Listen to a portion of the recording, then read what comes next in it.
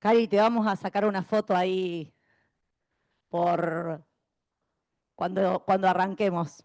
Dale. Vos avísame lo único, ¿sí? Así empiezo a compartir y todo.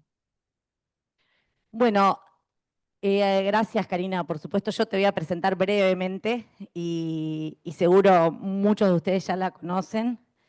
Es doctora en educación por la Universidad de Buenos Aires, licenciada y profesora de Ciencias de la Educación de UBA, especialista en formación de formadores de UBA, profesora de Educación y Tecnología y de la Comunicación y de la Educación en la Facultad de Filosofía y Letras de UBA, profesora en maestrías y doctorados de universidades nacionales e internacionales, entre ellas de la nuestra, muy orgullosos de tenerla.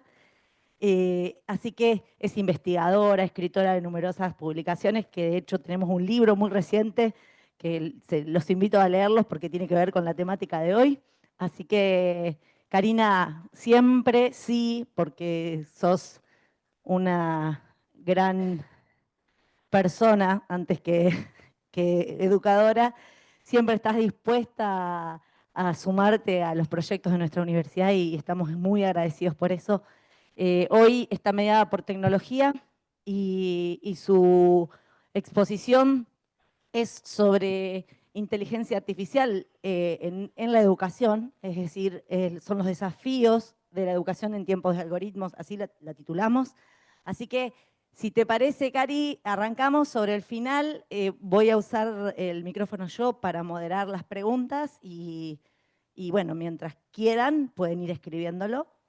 Prestémosle atención porque la cámara los enfoca a ustedes, así que traten de no dormirse después del almuerzo. Así que dale, Cari, mil gracias. Gracias a ustedes, para mí siempre es un placer. Bueno, yo vengo del campo de la educación, sé que ustedes vienen de otro campo disciplinar, pero esperemos que en el diálogo de lo que proponga podamos establecer algunos puentes. Seguramente va a ser así. Voy a compartir pantalla. Me avisan si se ve. ¿Se ve bien? Bueno. Los desafíos de enseñar en tiempos de algoritmos. Y lo primero que en realidad quería ver con ustedes es qué implica transitar esta época en relación con las tecnologías en general y con la inteligencia artificial generativa en particular.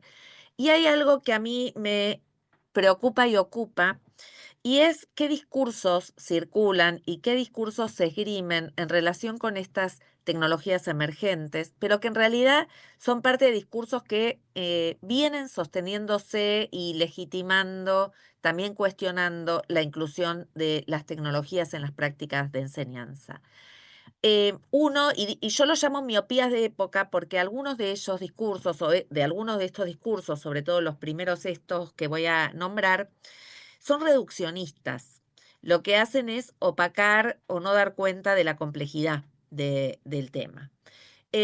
Un discurso tiene que ver con el solucionismo tecnológico y es pensar que las tecnologías vienen a resolver problemas educativos, problemas que tenemos como educadores. Muchas veces estos se vinculan con la motivación o el aburrimiento, el desgano, o la falta de deseo de aprender o de estar en las aulas universitarias, también de enseñar, y que la tecnología viene a resolver esos problemas que son problemas educativos y no tecnológicos. Y esto es una mirada sesgada, que no es un sesgo de la inteligencia artificial, es un sesgo de la lectura que hacemos y de los discursos que construimos en relación con la inclusión de las tecnologías. El otro discurso muy en boga es el del negacionismo y es neguemos. Neguemos las tecnologías, neguemos la inclusión de celulares, neguemos la inclusión hoy de la inteligencia artificial generativa, como si negar su inclusión negara un problema que tenemos y es qué hacemos con estas herramientas, cómo impactan en los modos de aprender, cómo las usan los jóvenes o las dejamos de usar o las usamos y todas las preguntas que podamos hacer. Negar una herramienta que es parte de la cultura, cuando en general la misma sociedad y las mismas familias son las que les dan los celulares a los niños y niñas y después le piden al sistema educativo que niegue su uso, es una paradoja y es una tensión. Y el último de esos discursos tiene que ver con un determinismo, que es más difícil de quizás es menos visible, es más invisible, pero que es muy fuerte y es pensar que las tecnologías traen progreso y traen innovación. Hay una vinculación que hace tiempo se hace de tecnología con progreso. Las sociedades más tecnológicas son las que progresan. Esto no, más allá del tejido real que tenga, lo que obvia o lo que vuelvo a decir, no toma en cuenta es la complejidad de un problema como hoy es la irrupción de la inteligencia artificial en muchísimas aristas.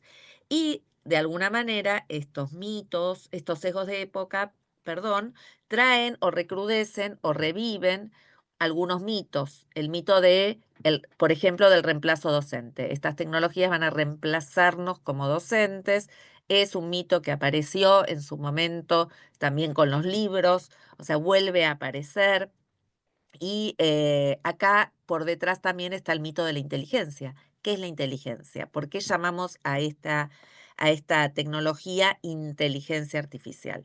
Que no es una tecnología nueva, que viene de Turing, de la década del 50, pero que hoy con lo que es la inteligencia artificial generativa, vamos a ver que sí trae algunos cambios sustantivos. Estos mitos no es que no existan, son parte de nuestros discursos. Lo que vuelvo a decir, esto nos hace tener un sesgo de época respecto de la complejidad de estos temas en las aulas y en las prácticas. Hay algunas alertas también que tenemos, y esto antes de entrar específicamente al tema, tienen que ver con los impactos, y esto lo trabajan autores como Crawford en el Atlas de Inteligencia Artificial, todo lo que tiene que ver con los impactos de estas tecnologías emergentes como la inteligencia artificial generativa en el planeta, el extraccionismo de datos. También hace tiempo que los datos dejaron de ser nuestros, esto también lo voy a trabajar más adelante, la autonomía o la pérdida de autonomía, qué sucede cuando parte de la información ni siquiera la tenemos que buscar, sino ya nos viene directamente a la mano, cuando nos conocen como usuarios, por los algoritmos, por la burbuja de filtro que tenemos, que hace que sigamos gente que piensa similar y que entonces nos venga la información que nosotros necesitamos o hicimos un viaje y nos vuelve esa información y todo lo que ya sabemos que opera con la inteligencia artificial y que en última instancia va quitando algunas pinceladas de esta autonomía, lo voy a trabajar también después, lo que tiene que ver con la personalización, muchas de estas plataformas, de las plataformas que usamos en educación, las plataformas virtuales que también se instalaron con más fuerza en pandemia, pero que ya existían, tienen mecanismos de personalización, de ir eh, generando un seguimiento personalizado de las trayectorias educativas. Acá lo que me gustaría poner en cuestión es qué entendemos por personalización, si alcanzan estos algoritmos para dar cuenta de un seguimiento de esas trayectorias educativas, qué pasa cuando esa personalización es automática o automatizada por algoritmos que toman en cuenta sobre todo dos cuestiones o dos datos. El dato del rendimiento estudiantil, entonces a medida que van rindiendo ejercicios, tareas, se les va personalizando qué tipo de tareas pueden hacer, y lo que se denomina computación afectiva, que es la captura a partir del reconocimiento facial de las emociones que se traducen a datos. Entonces podemos ver que a un estudiante algo le gustó, no le gustó, le disgustó, le enojó, le causó gracia, y a partir de esos rasgos de reconocimiento facial también se personalizan los recorridos. En última instancia, como decíamos, hay un reduccionismo a datos, datos que se pueden leer en escala, muchísimo más rápido de lo que podemos hacer nosotros como docentes, pero que automatizan ese seguimiento. Lo mismo que tutoriales que autoasisten, que hoy existen, que ayudan, también ayudan en muchos casos para jóvenes que necesitan algún tipo de inclusión educativa específica. Y el último tema de alerta que tenemos hoy son los datos sintéticos. Los datos sintéticos son datos inventados por la inteligencia artificial generativa. Sabemos que cuando algo no sabe, por ahí vieron que uno le puede hablar con mucha amabilidad y te contesta con amabilidad, si probaron, experimentaron, te habla en primera persona, buscando esa empatía, hola, ¿en qué te puedo ayudar hoy? Em, y se va metiendo en nuestras vidas, así como hay gente que le consulta casi como un oráculo qué hacer con un problema que tiene con su hijo, con su madre, ¿no? Hoy hay casi una terapia en estas herramientas. El problema de los datos sintéticos es interesante porque son datos alucinados, son datos inventados. Cuando la inteligencia artificial no tiene fuentes, las inventa. Cuando no hay un marco epistemológico que permita hacer una curaduría crítica de ese contenido, tenemos un problema. Y es la detección de cuando una información no es correcta, si no tenés el conocimiento, es compleja. Si vos le pedís, por ejemplo, voy a poner un ejemplo que no viene del lado educativo, que viene del lado de la literatura, la última novela de Borges, sabiendo que Borges no escribió ninguna novela, te tira fruta, ¿sí? Tira una novela. Si vos no sabés que Borges no escribió ninguna novela, bueno, estás en problemas. ¿Qué sucede cuando entonces no tenemos esos marcos epistémicos para darnos cuenta de qué es real y qué no es real? Y después voy a volver también a ese punto. Voy tirando hilos que después voy a tratar de unir, de reunir.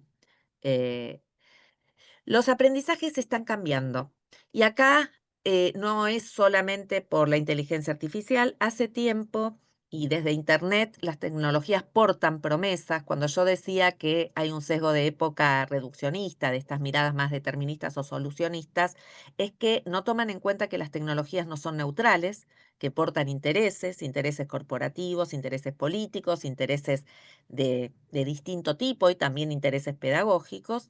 Y frente a esas promesas que trajo, por ejemplo, Internet de un acceso infinito a la información o de inclusión y de equidad, hoy nos encontramos que continúan las brechas, continúan las inequidades y sobre todo se instalaron en los modos de aprender ciertas formas que se vinculan con una horizontalidad. ¿Qué es esto? Toda la información que circula en las redes, en Internet, que está fragmentada, que está en múltiples, hoy le preguntamos a la inteligencia artificial, tenemos buscadores, tenemos YouTube, tenemos Reels de TikTok o lo que fuera, que están al mismo nivel de jerarquía para nuestros estudiantes. Es lo mismo, o a veces hasta es más confiable un reel de TikTok que otra fuente de información.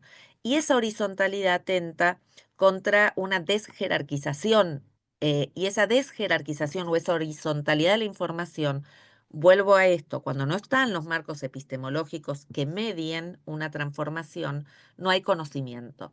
El conocimiento exige una mediación del sujeto, una mirada crítica de esa información, una transformación del dato y de la información en conocimiento. Cuando la información está fragmentada, cuando nuestra atención está dividida, cuando se disputan los tiempos, que ahí también lo pongo, ¿no? Porque el tiempo de atención está hoy dividido y hay competencia por esa atención o por capturar la atención, es muy difícil esta construcción del conocimiento que exige la universidad, que la universidad se propone un conocimiento más riguroso, vinculado muchas veces con la investigación, vinculado con la vida profesional, también por supuesto, pero siempre en busca de un conocimiento original, crítico, riguroso. ¿Qué sucede cuando esas fronteras hoy ya no las dan los buscadores, sino que estas herramientas de inteligencia artificial generan, como dice la palabra, nueva información? Y esta información se eh, confunde con conocimiento, porque el conocimiento, vuelvo a decir, en última instancia es un ejercicio individual cognitivo que transforma eso y le da un marco de sentido y de significado. La sobresimplificación que están trayendo estas tecnologías, esta sobresimplificación de solapamiento entre información y conocimiento, o que a un clic de distancia accedemos, ya ni siquiera un clic, la información, como les decía, nos viene dada, nos trae un montón de complejidades a la hora de entender qué es aprender.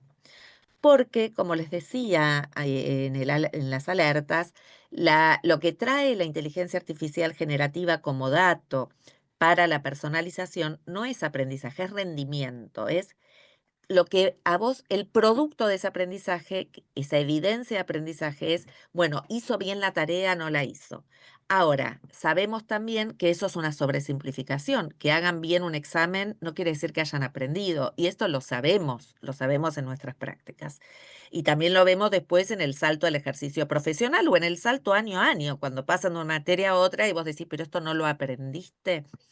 Eh, y frente a esto se suma en esta idea de unos tiempos en disputa la escasa tolerancia al fracaso y la inmediatez que imponen estas tecnologías. Tenemos estudiantes que cada vez les cuesta más hacerse esta idea de resiliencia frente a las dificultades, persistencia en sus estudios.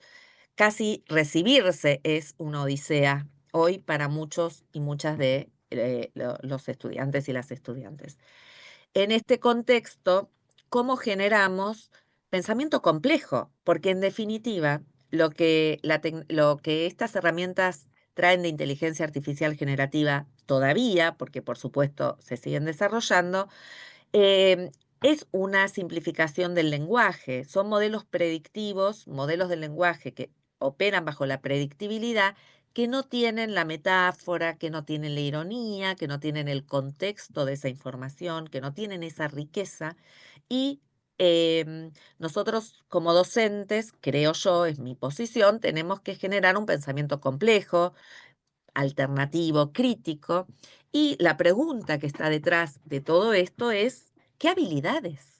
¿Qué habilidades tienen sentido para nuestros estudiantes hoy? En definitiva, ¿para qué mundo estamos preparando a nuestros jóvenes?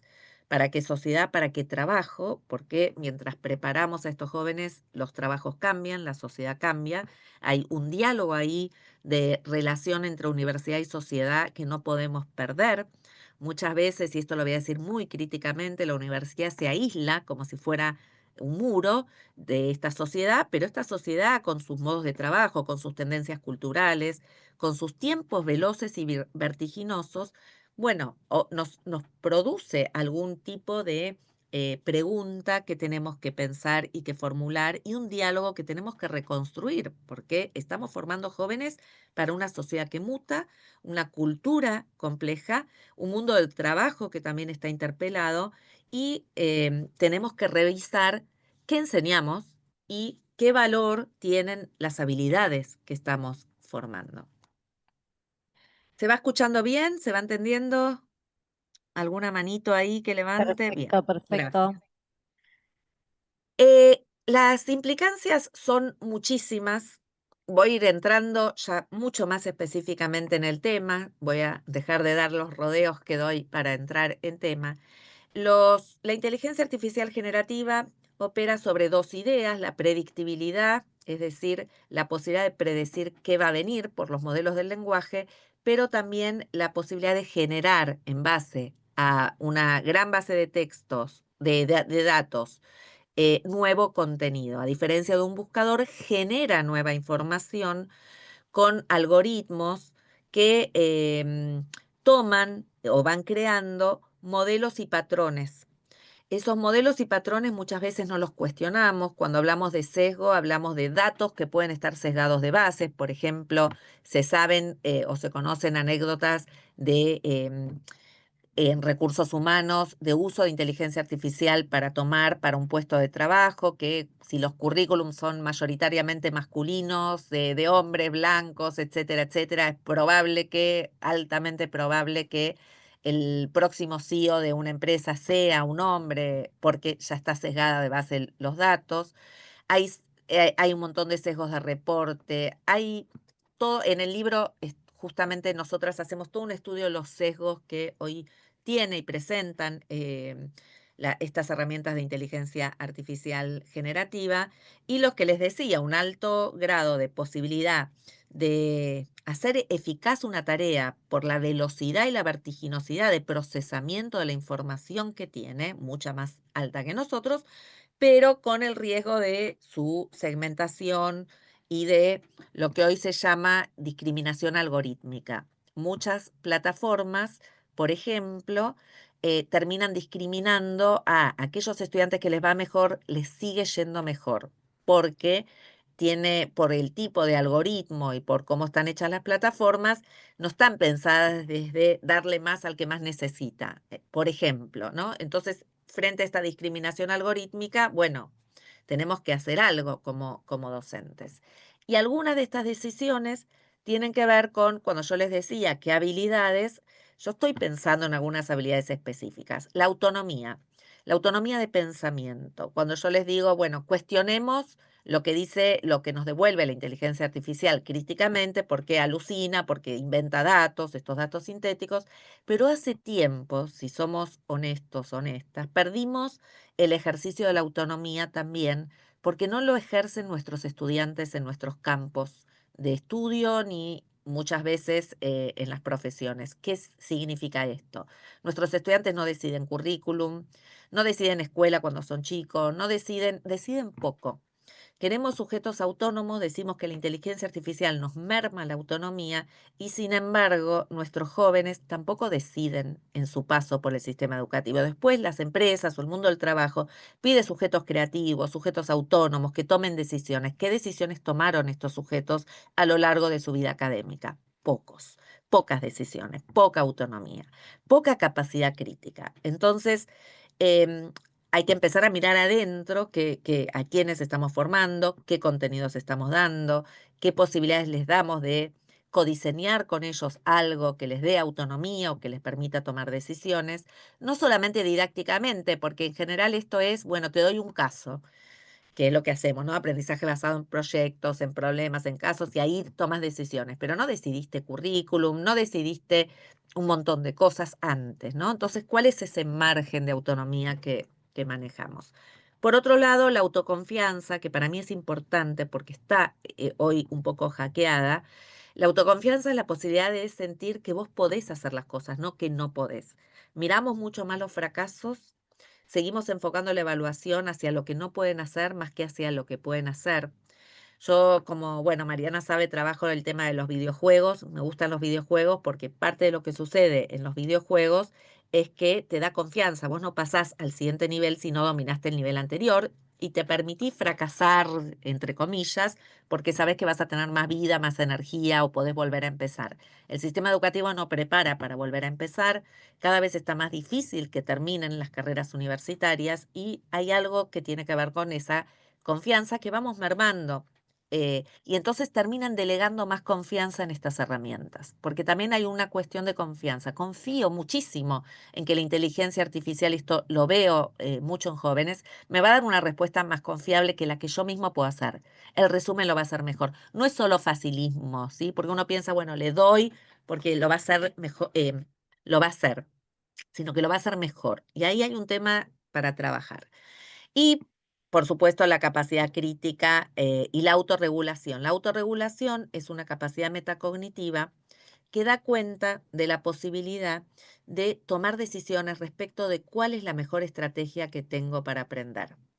Parece complejo, pero no. Si yo tengo que estudiar muchas materias y no tengo mucho tiempo, o aunque tuviera tiempo, ¿qué estrategias uso para aprender? Cuando algo es textual, cuando tengo que resolver un caso, cuando tengo que mirar un video de 3 horas, uno va generando ciertas estrategias de aprendizaje. Noté a partir de la pandemia que los estudiantes que tenían más posibilidades de contar con una variedad de estrategias para aprender se insertaban mejor en la pospandemia. Y lo que no sabemos o hay que ver bien es que muchas veces las evaluaciones que hacemos o el tipo de tarea que damos genera poca variedad de estrategias cognitivas. Trabajamos sobre la base de análisis, síntesis, poca hipótesis, poca formulación de preguntas relevantes. Sabemos, por ejemplo, en la universidad, cuando vienen al doctorado, lo que cuesta formular una buena pregunta de investigación. Y hoy tenemos la oportunidad de que el prompt, la instrucción, puede ser un buen ejercicio de curaduría, de preguntar y volver a preguntar. Curaduría es una palabra que extraemos del arte. Cuando alguien hace una muestra en el museo, elige los mejores cuadros, los mejores borradores, los mejores trabajos en función de criterios. Bueno, ir preguntando y repreguntando es algo interesante. En el libro nosotras también trabajamos esta idea de experimentar para entender cómo funciona un robot. Damos algunas herramientas que dan cuenta de entender cómo es la operatoria que está detrás, para sacar el pensamiento mágico, que también existe. Mirá lo que hizo, ay, mirá la imagen que larga, mirá qué bueno. Sí, obviamente está wow, pero hay que entender cómo arma los patrones y los modelos y cómo llega a esa respuesta y cómo se entrena a ese robot. Em, y por último, el tema del plagio, que hoy preocupa muchísimo, pero que en realidad es un problema histórico. El del plagio no es actual. Hay muchas herramientas también para detectar el plagio. Y lo que está pasando, y a mí me llega por mi trabajo en distintas universidades, es que en muchos casos se empieza a encuadrar el uso de la inteligencia artificial generativa, entendiendo que los estudiantes la van a usar. Entonces decís, bueno, transparenta el uso, pone en qué tareas la usaste, pone qué porcentaje de la tarea que hiciste está hecho con inteligencia artificial, qué parte no está hecha con... Empezar a decir, bueno, damos por hecho que esto lo hiciste con inteligencia artificial, por más que puedo ver el porcentaje cuando paso alguna herramienta para plagio, o para autoplagio, que también es lo mismo, digo, ¿no? Ir citándose, autocitándose, pero decime honestamente qué hiciste vos, qué escribiste vos, eh, empieza a encuadrarse, ¿sí? Tenemos un montón de desafíos respecto de la inclusión de la inteligencia artificial generativa en las universidades. A nivel de gestión también, todo lo que tiene que ver con la seguridad y la ciberseguridad de los datos, cuando se integran estas herramientas como son corporativas, salvo que haya desarrollos locales propios, trae un montón de temas de seguridad informática. Y sobre todo desde la didáctica implica empezar a tener un riesgo, un cierto riesgo experimental de pensar, bueno, ¿cómo la usaría o en qué tareas la usaría? Nosotros también probar una planificación, seguramente probaron. Hay planificaciones, hay rúbricas, hay todo lo que pidamos, pero si uno analiza bien, son muy clásicas. Entonces, bueno, ¿cómo podemos experimentar para qué tareas? Y la pregunta es también, ¿qué experiencias de aprendizaje se llevan nuestros estudiantes por el paso de la materia que doy o por el paso de la universidad? Yo llamé a esta idea tatuajes cognitivos, que es qué tatuajes nos quedan del paso por el sistema educativo en general.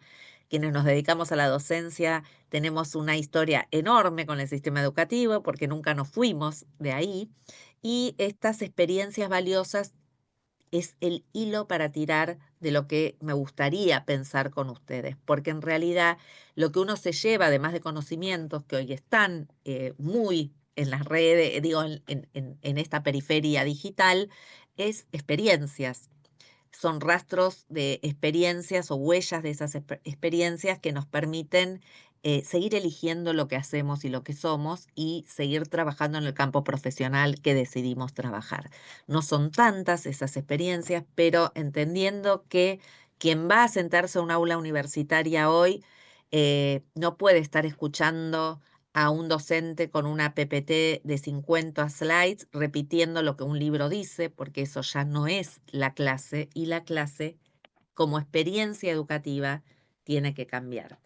En esta línea, mi propuesta es aprendizajes más profundos, lo que se llaman aprendizajes plenos, frente al aprendizaje automático de estas herramientas, proponer diversidad de recorridos, tomar mucho más los lenguajes. Esta propuesta de un conocimiento expresivo tiene que ver con que las tecnologías nos hablan desde distintos lenguajes, visuales, audiovisuales, textuales.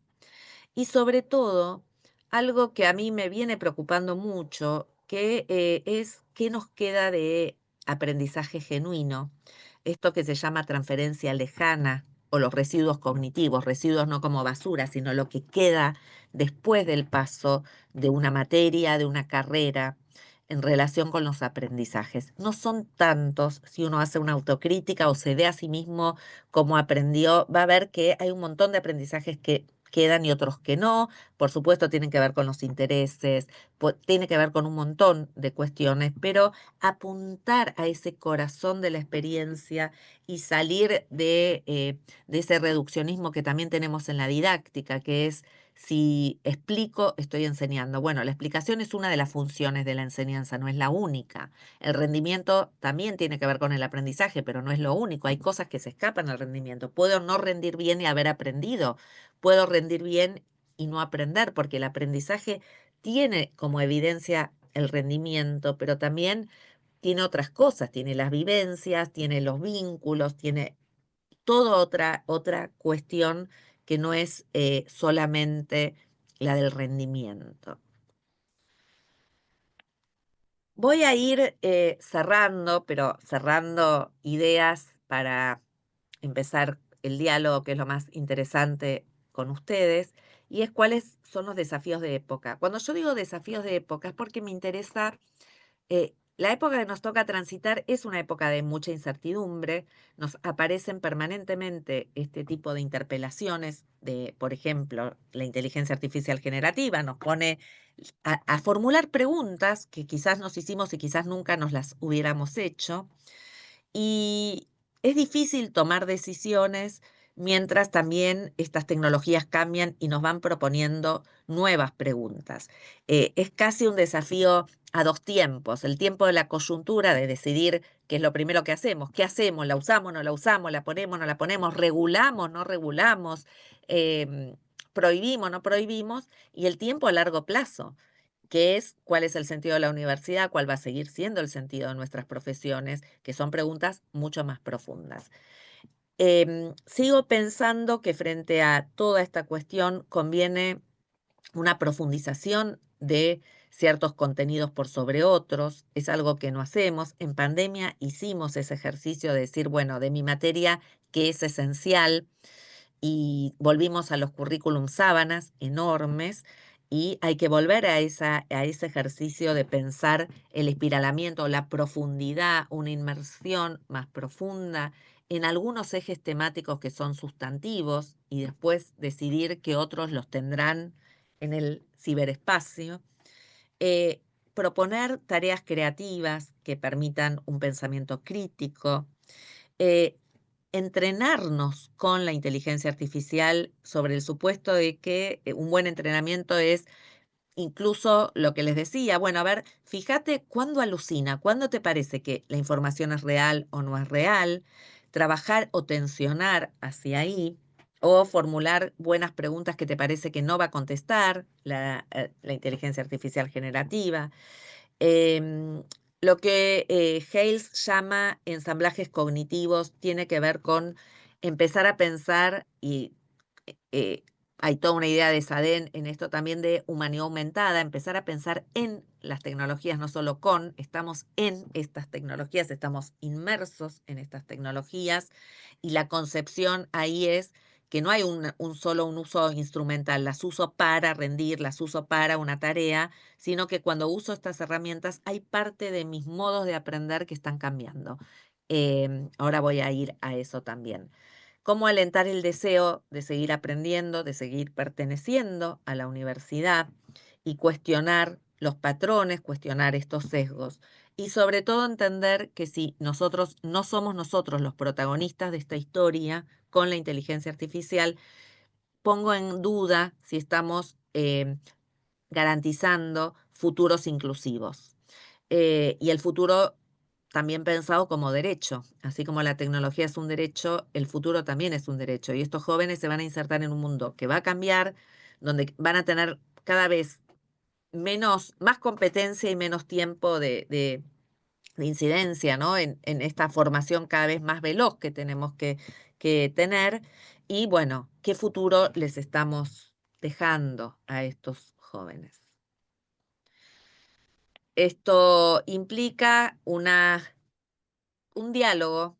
Y acá hay algo que quisiera decir que tiene que ver con una posición que vengo pensando sobre todo a partir de los últimos 2 años, y es que en algún momento creo, o lo voy a decir como algo muy personal, perdí el diálogo intergeneracional, perdimos ese diálogo con los jóvenes. Hay algo que ahí, un eslabón, una falta de comunicación, de comprensión mutua, Em, y se ven las series, hoy las series proponen esta ausencia de diálogos auténticos con la familia, con la escuela o con los adultos, y no hay soledades interactivas, ¿no? No estamos hablando de soledades interactivas, de jóvenes que interactúan en mucha soledad. ¿Cómo podemos también empezar a anticipar escenarios y no siempre estar detrás, como el conejo de Alicia, llegando tarde a todas las decisiones que tenemos que tomar?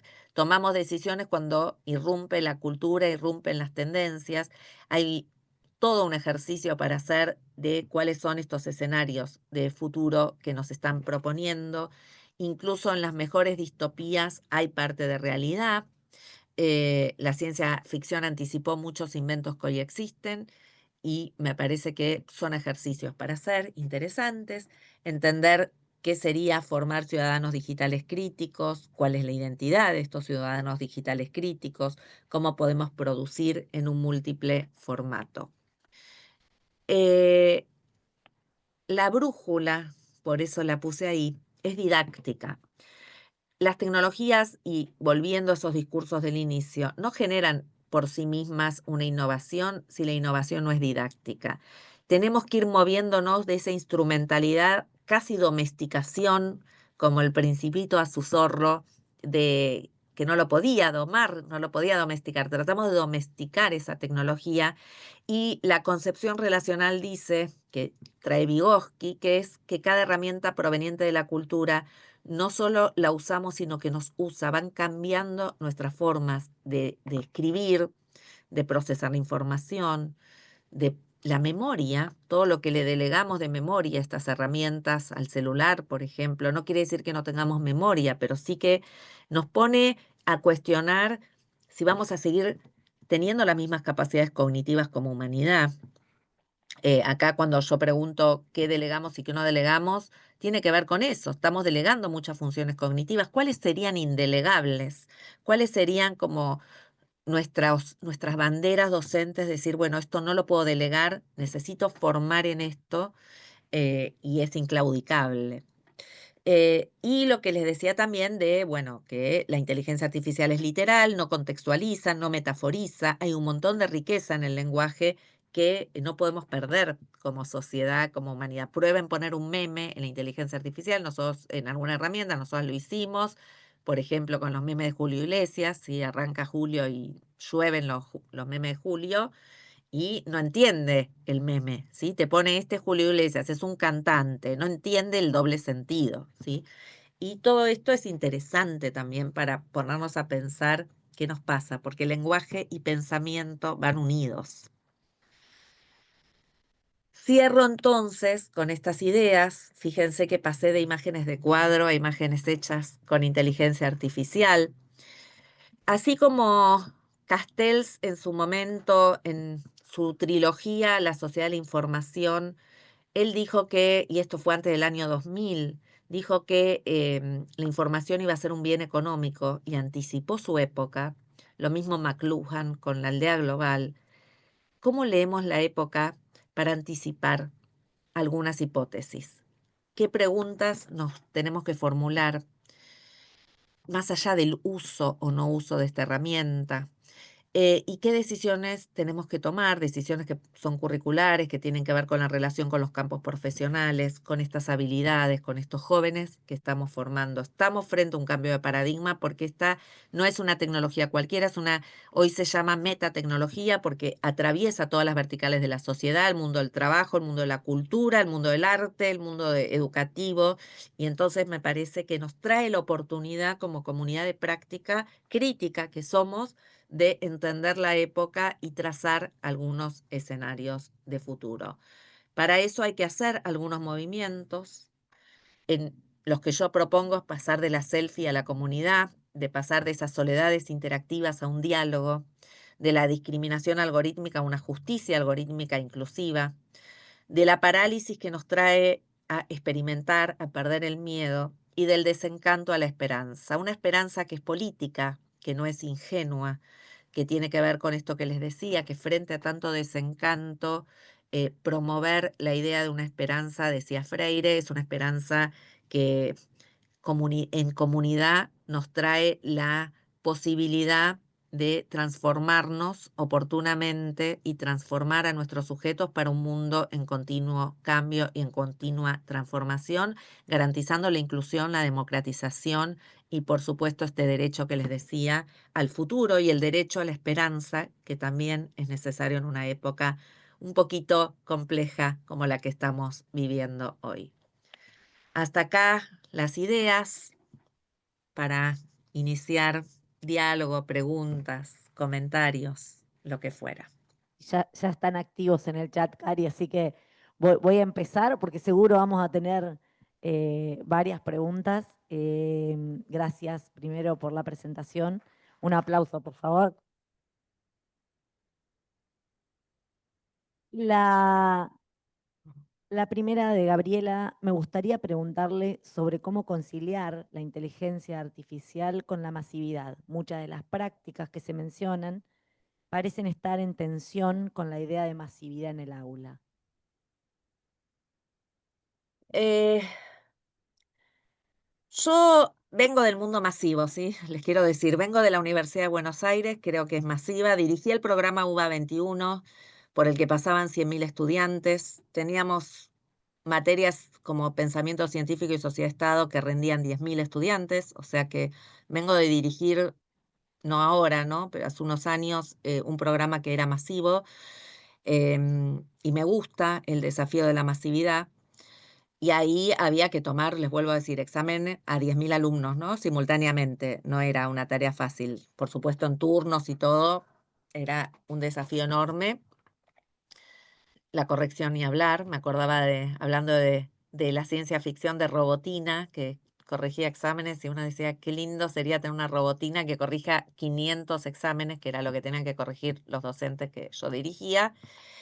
A mí me parece que justamente la inteligencia artificial generativa, con esta posibilidad que tiene de segmentar y personalizar, permite a grandes rasgos algo más personalizado.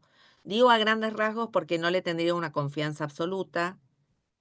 De alguna manera permite, y esto se ve en las plataformas, categorizar estudiantes que están mejor, menos mejor y que necesitan más intervención y más ayuda. Eso cuando usamos una plataforma hoy es dato. Lo primero que diría es que hay que aprender a leer los datos. Hay mucha analítica de datos, hay que leerlos porque nos dan y nos arrojan algo interesante frente a la masividad y es la posibilidad de segmentar provisionalmente, porque las segmentaciones a mí no me convencen y quizás un estudiante que hoy le fue bien, después no, ¿sí? Digo, tomándolo en su provisionalidad, pero en escala, la analítica de datos que hoy arrojan muchas de estas herramientas y de estas plataformas nos da información para tomar decisiones. Esto es un primer punto. Yo, si hubiera tenido algo de esto en el momento de UBA 21, que usábamos un campus virtual, me hubiera servido muchísimo. Yo tenía un departamento de investigación evaluativa donde tenía que ir haciendo estadísticas de ver quiénes fracasaban, quiénes llegaban al primer parcial, que era el primer indicador real que teníamos de estudiantes en el programa, porque se anotaban un montón, pero hasta que no rendían no sabíamos cuántos había, cuántos quedaban del primero al segundo, y tenía que hacer todo un trabajo artesanal de investigación. Hoy muchas de estos datos masivos se pueden hacer con algoritmos y con inteligencia artificial.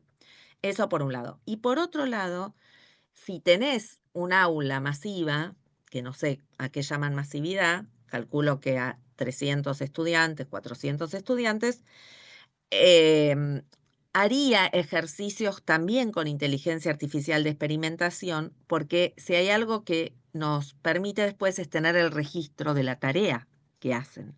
Entonces nos permite tener datos más que si trabajan en grupo y que perdemos ese trabajo grupal, porque te permiten a partir de un historial ir viendo los insumos que fueron dando los estudiantes. Me parece que se lleva bien con la masividad tanto en la analítica como en las propuestas que podemos hacer. Por supuesto que no le delegaría la mayoría de las tareas a esto por lo que vengo diciendo, porque tenemos que pensar también qué rasgos cognitivos queremos, pero ya de por sí una clase masiva es una clase muy difícil para nosotros porque sabemos también que es una clase heterogénea. Todas las aulas son heterogéneas. En la masividad se nos pierde mucho más esta posibilidad de llegar a estudiantes que les cuesta más o entender quiénes van más rápido y quiénes van más lento, que es algo que tenemos en las aulas. Y lo voy a decir muy crudamente, como docentes terminamos enseñando a un estudiante medio que construimos en la cabeza. Como no tenemos ese mapa de quiénes van más rápido, quiénes nos siguen, quiénes no, terminamos construyendo un ideal de alumno y le damos ese ideal de alumno. Justamente hoy lo que permiten estas herramientas es contar con más información acerca de en qué lugar está cada estudiante respecto de su rendimiento, no diría de su aprendizaje. Gracias, Cari. Acá Andrés nos dice, en línea con Gabriela, ¿cómo evaluamos en esta masividad y cómo controlamos el pedido de originalidad individual en aulas de 70, 150 alumnos en materias iniciales? ¿Eso es lo masivo son 70, 50, 150? Es otra persona, ¿no? La que escribe. Ok, Sí, no, está bien, para entender a qué sí, nos sí. referimos con masividad. Em, a ver, no es una pregunta fácil la de la evaluación. Me parece que, por otro lado, delegar el problema o pensar el problema de la evaluación con la inteligencia artificial cuando el problema de la evaluación es histórico en la masividad o en nuestras aulas, vuelvo a decir, es algo como complejo. Cuando nosotros teníamos que pensar exámenes para 10.000 estudiantes, lo trabajamos en su momento con Alicia Camilioni, que es una didacta muy reconocida, y yo le decía, ¿cómo hago para hacer exámenes que me permitan ver si el estudiante entendió la materia cuando son tantos estudiantes? Y sobre la base de multiple choice, porque tenían que ser exámenes que fueran corregidos, vuelvo a decir, 500 exámenes por un docente de un parcial, etc. Y era muy difícil el ejercicio de pensar buenas preguntas. Yo creo que la clave sigue siendo buenas preguntas, buenas consignas. Esto es consignas que si se pueden hacer o coescribir con inteligencia artificial, tengan algún resguardo o alguna posibilidad de algún pensamiento propio por parte del sujeto. Puede ser un renglón, puede ser algo sencillo, si hay que corregir mucho, pero esto es lo que les decía de los contratos con la inteligencia artificial. Hay universidades que empiezan a decir, bueno, que use tanto, un 30%, un 40%, un 50%, eso lo establece la universidad, y que haya otro de pensamiento propio. Apuntar al pensamiento propio, a que en una evaluación un estudiante universitario pueda o capturar si hubo alucinación o decir un pensamiento crítico respecto de lo que leyó, eh, es importante. Y por otro lado, la realidad es que las herramientas de inteligencia artificial generativa hoy pueden ser humanizadas, lo que se llaman los humanizers. O sea, los mismos textos de inteligencia artificial los podés pasar por un humanizador que lo que hace es que el texto no parezca escrito por inteligencia artificial. Vuelvo a decir, hay herramientas que detectan esto, pero aún así eh, quizás sea interesante que aunque sea un renglón, un dibujo, una expresión, y por eso hablaba de los lenguajes, tengan una creación propia que escape la respuesta que da a la tarea que le pedimos.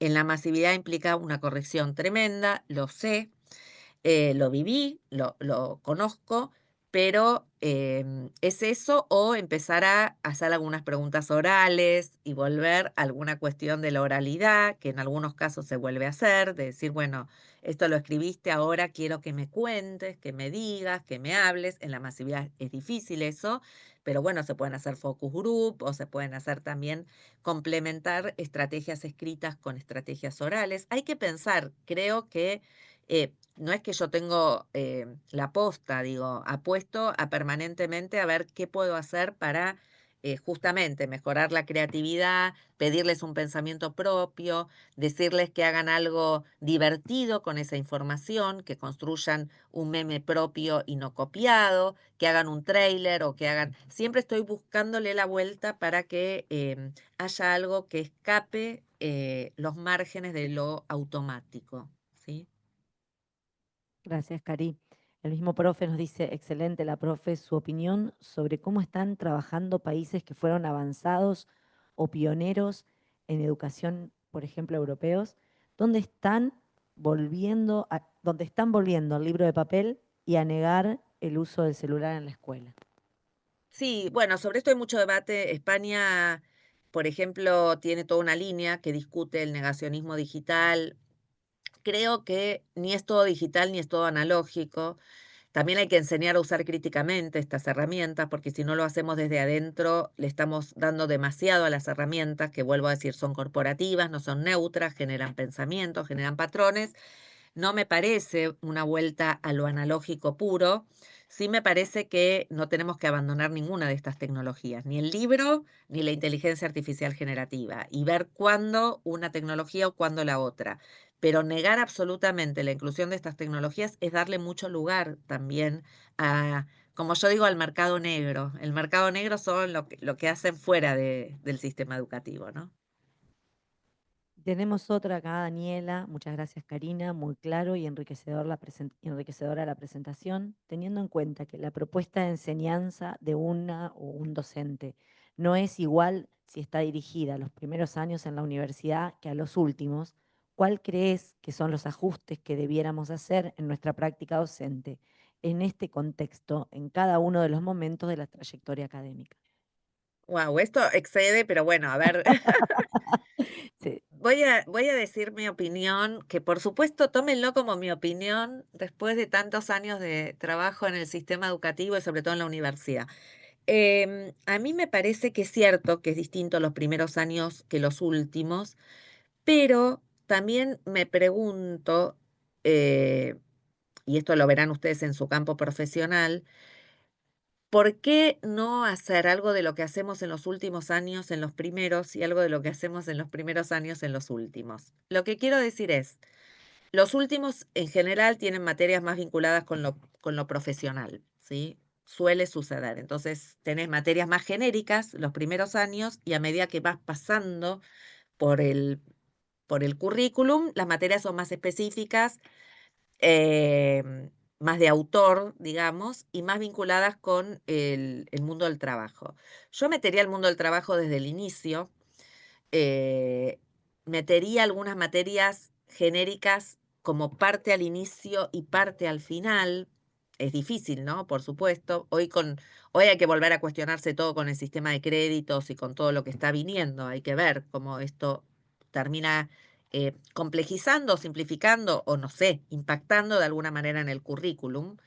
Pero esto de flexibilizar un poco con trayectos y con créditos, eso también tiene que ver con Europa y con la internacionalización, quien preguntaba. La Unión Europea reguló el uso de inteligencia artificial generativa, otros países no. O sea, está bueno mirar y mirarse y ver qué queremos y qué no queremos.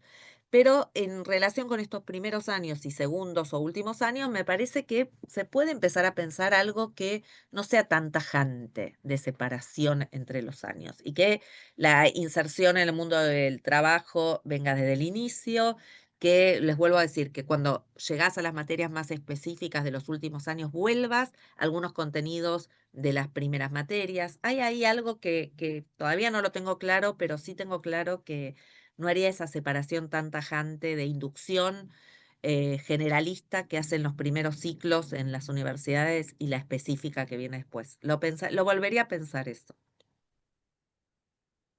Bueno, creo que estamos, no sé si alguien más quiere hacer alguna pregunta.